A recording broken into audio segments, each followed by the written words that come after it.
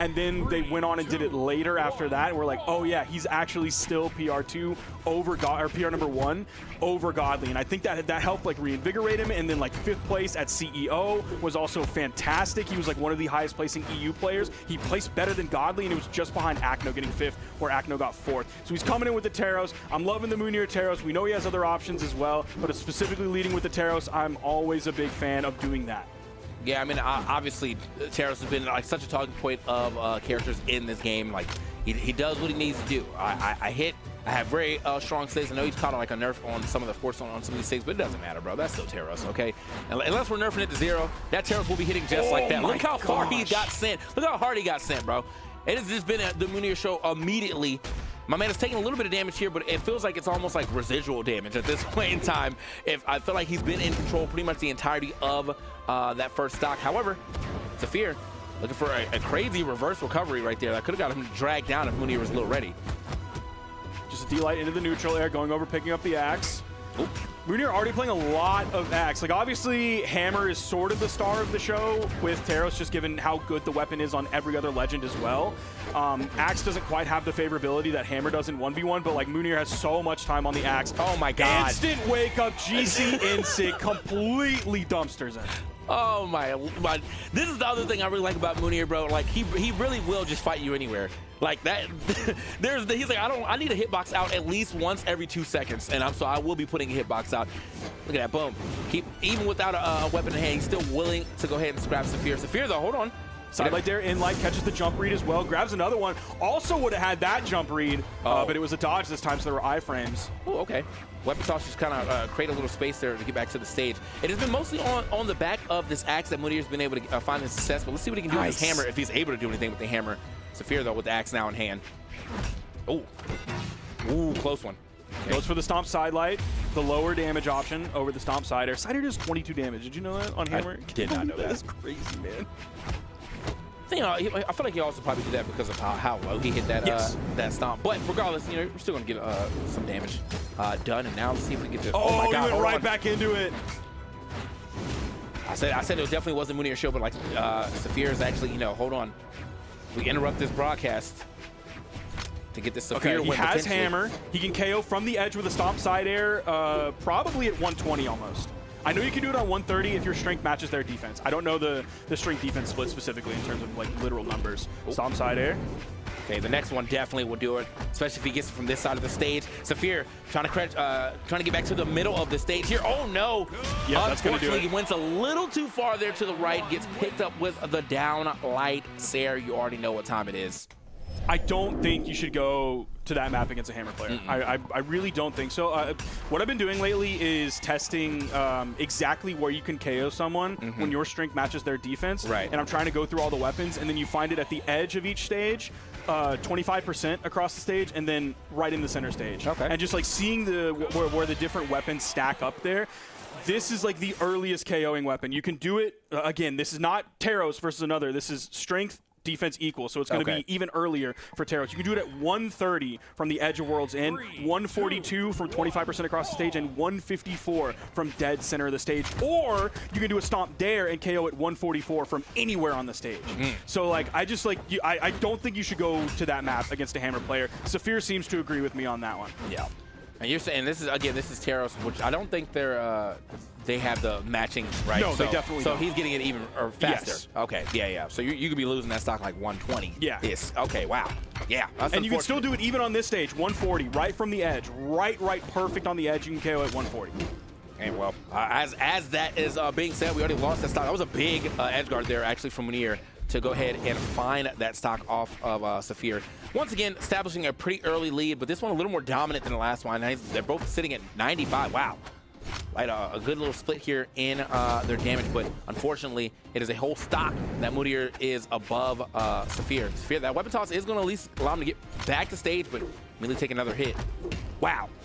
He goes for the Stomp Side Air. I guess he wasn't confident enough in being able to turn around the Side Air or go for a Stomp Dare. He wouldn't have KO'd with the Stomp Dare, but it would have been really close. Oh, he went for the nair after. The bounce wasn't high enough and in the right direction. I think if he would have gone for a down air, it would have scooped behind him and gotten it. He still finds the KO right after that, still keeping up the hammer domination. Now he's swapping back over to the axe. He's definitely a Teros player who seems to feel really, really comfortable on both weapons. I don't want to necessarily like put words in his mouth and say equally comfortable, but I think he plays an axe Teros a lot better than many other Teros players out there. Ooh. Oh my gosh, and the hammer flow! Bro, yeah, bro was definitely in the avatar state for a quick second, man. That was beautiful. Like nice. 5 seconds of gameplay. The down Sig gonna be able to push him off the stage. Not cross that blast zone just yet, but look at the damage Saphir has already taken on this second stock while doing, I mean, virtually nothing here on that second stock of Mounir. There. Okay, he still KOs with that. I think that stomp was at 157. Yeah, so like 150 to 160 is when you get it from 25%. So he didn't need to go for the stomp there, which is going to be a little bit harder to pick up. Also a little bit more positionally specific than just a stomp side air. That's why I love damage numbers, TK. So I love damage numbers being in the game because you can look in that corner, figure that out, and be like, okay, can I KO him right now? Yes, I can. What is the easiest way to KO him right now? I go through my laundry list of ideas. It's a stomp dare. Okay, so if I'm anywhere on the stage, I can KO him with a stomp dare. I don't have to worry about pivoting a side air. I don't have to worry about, oh, I'm on the left third, but I'm not in the center, and all that kind of nonsense. You can just like know straight away. You go through the flow chart, and you're like, how can I KO my opponent now? I know exactly how to do it because of the exact numbers. Bro got kind of smoked there in that last game, though. We're going to take it right back to Demon Island, but I just feel like, even regardless of all the space, Mounir is moving a little too well. I do like this attempt at an edge guard potential. There it is, the stomp. Caught him right as he touched that wall. Sweat beads coming out. Yeah, it would have been hard for him to get through that. So good stuff to Saphir. First time getting himself a lead here. And that was a really like simple way to end that stock rather than like, okay, I'm going to wait for the recovery to come out, and by timing it, I'm going to go behind him and then pick up the GCD light into the ground pound, and I'm not going to get hit by the recovery that's coming out with a 360-degree hitbox. He's just going to wait for all of that to happen and then time the ground pound perfectly so he can do that on its own. So like it's easy, but it's difficult to do that easy move. Ooh. Okay, good movement. Getting out of there one more time. Oh, Mounir with the whiff! He was just sitting there, floating in the air like a helicopter.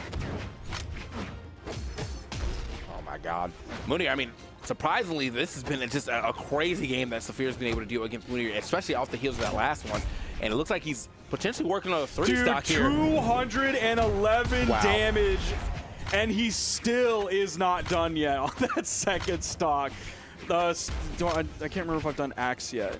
Bro said, and again, that's the Mounir Classic too. He saw a chance to get a stock there, ends up getting that deep ground pound to at least try to even up the stocks. May not matter though. He's going to get hit with a clean weapon toss. Saphir keeping that lead super into his favor right now. But Mounir, again, I mean, this is Teros, so he gets a little bit of momentum. This could be a real problem for Saphir.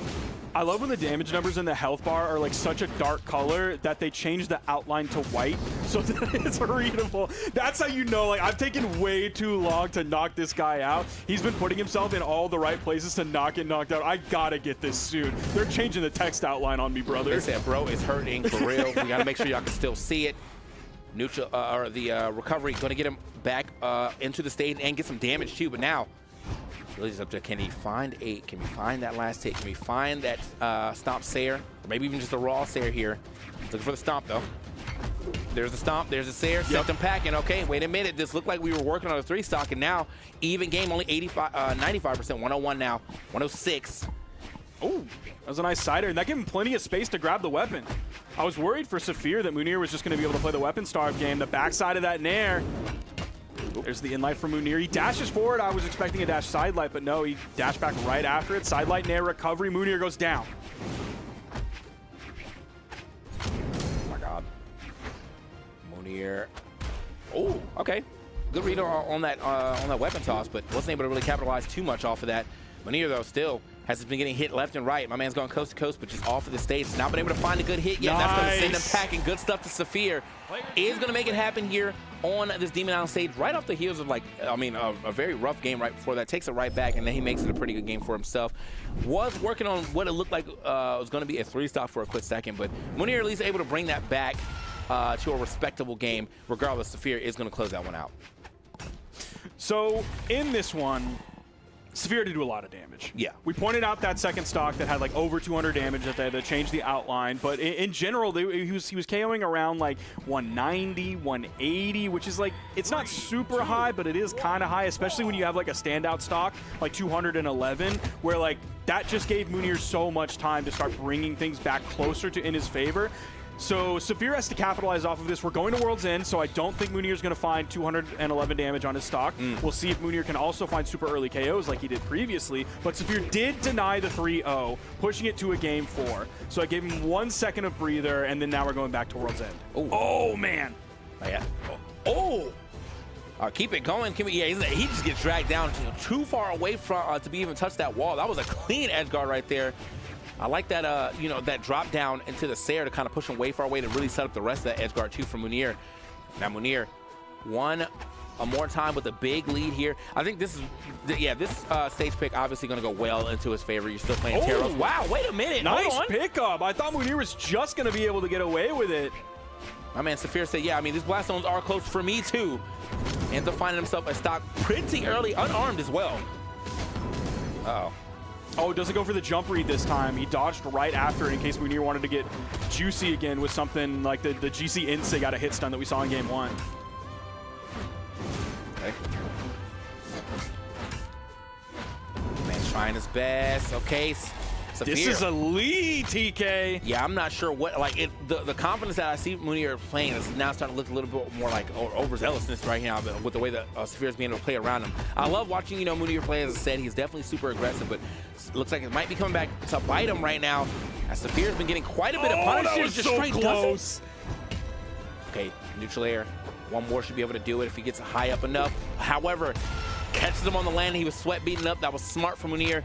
The downlight into the Sayer going to do it up. Dude, Hammer's so scary. The damage build is so good. GC D-Light into the Nair. He's keeping it going. Just barely Saphir jumps over the D-Light that came out. Mounir still finds a couple hits right after that. The damage lead is in Mounir's favor, and it's getting worse for Saphir.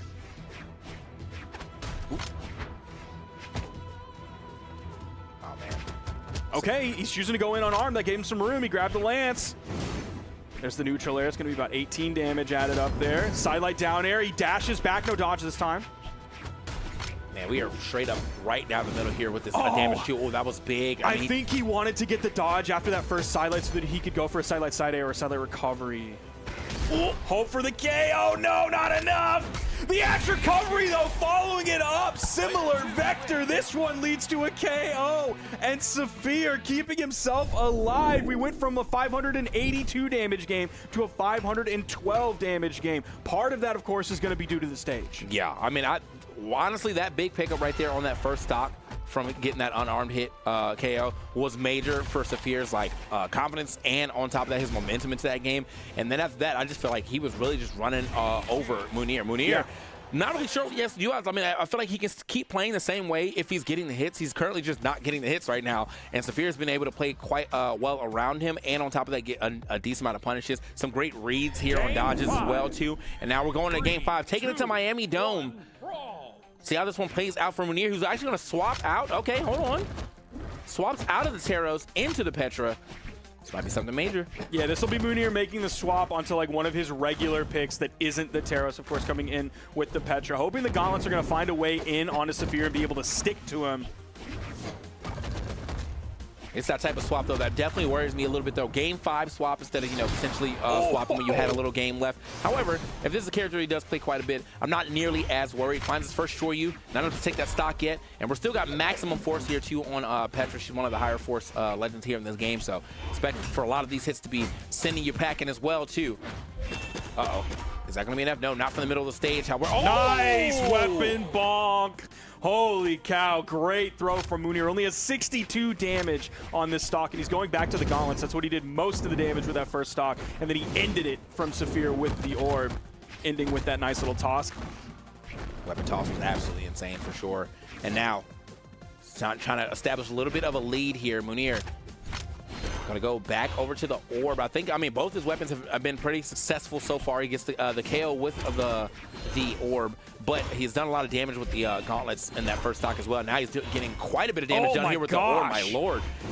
Okay, finally getting himself a hit, but it doesn't matter. He's just getting chased down. Mounir gonna swap over. Nice. Oh my God, Mounir is definitely moving on him right now. He said, all right, those last 2 games, absolute fluke. I'm finishing this as quick as possible. I think matchup-wise, specifically the orb is going to give him a lot of like aerial options that he likes more than the hammer aerial options. Like one of the biggest things that hammer has is stomp, and stomp just leads into 1 billion damage. It leads into KOs, all that kind of good stuff. But you've seen, like we saw last stock, or this stock for Mounir, last stock for Saphir, is he was just like jumping, baiting out an attack from Saphir, and then landing with a side air. That's not something you really want to do on Hammer unless it's guaranteed, because Hammer side air isn't the best move on its own in a vacuum. Does a lot of damage, but doesn't have the best frame data out there. I think Orb side air is one of the better ones in the game. It's going to be a lot safer. Still has KO potential. Just barely gets above that dare from Saphir. That could have been terrible. The weapon toss is going to be able to grab it in time. No, he doesn't grab it. He's at weapon disadvantage, and he's going to fall. And just like that, with a 2 stock from Mounir, you called it out at the very beginning of the set that Mounir will fight you wherever. He does not care. We saw it on the last Worlds in-game where he did the GCD light into the recovery like 3 iterations deep into the push-off column. He found that one. He's using grounded attacks out there, pretending like there's ground, and then he's keeping these edge guard situations going. The weapon toss goes up. You know